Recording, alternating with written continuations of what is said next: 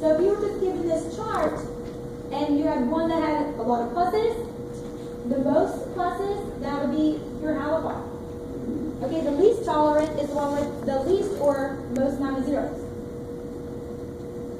Okay, these again are things we went over whenever we did that last. Okay, which is why I'm going really fast. Okay, so again, our halophile was stacked. Okay, so moving on to lab 13, UV light. Okay, so UV is what type of radiation? Non-ionizing. Non-ionizing, you have a big, long wavelength, meaning that it has lower energy. It cannot penetrate. In contrast, we have we didn't use it, but we have ionizing radiation, very, very short wavelengths, meaning high energy, and it can penetrate. Okay? Ionizing. Okay? Your optimal wavelength for damage to nucleic acids is 260. This is in your thing. Everything I'm saying is in your menu. 260. No, part of that. Optimal damage to DNA. Okay? At 260. And again, in your limit. Everything I'm saying is in your limit. Y'all just don't like to read. Okay?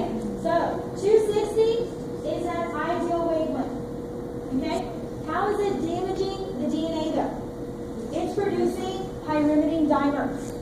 Your two pyrimidines are cytosine and thymine. Pyrimidine So we're looking dimers. specifically at thymine.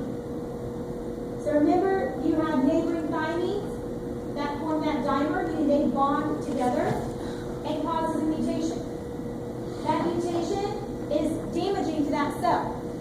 It can damage that cell and result in a cancerous cell, or it's lethal to that cell.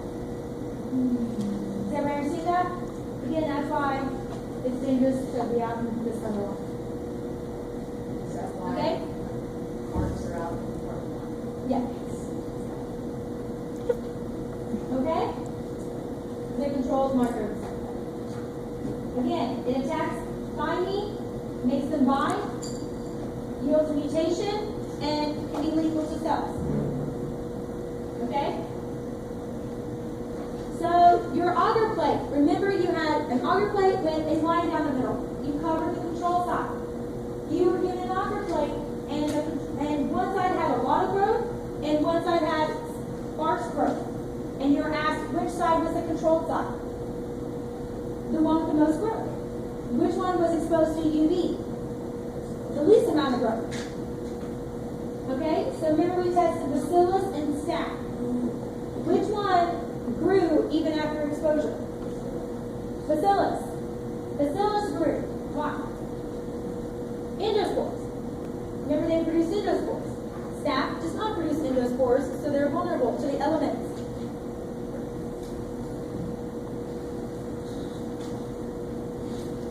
Okay, so that's the auger plate. If you look on page 44 or lab 13 part sheet, you have a table. The same results can be reflected in the table. Okay? Lab 13. Lab 13. A lot of growth means that more than likely endospores were produced. Least amount of growth is least tolerable to the UV exposure and does not produce endospores. Okay, lab 14. This was testing your antibiotics.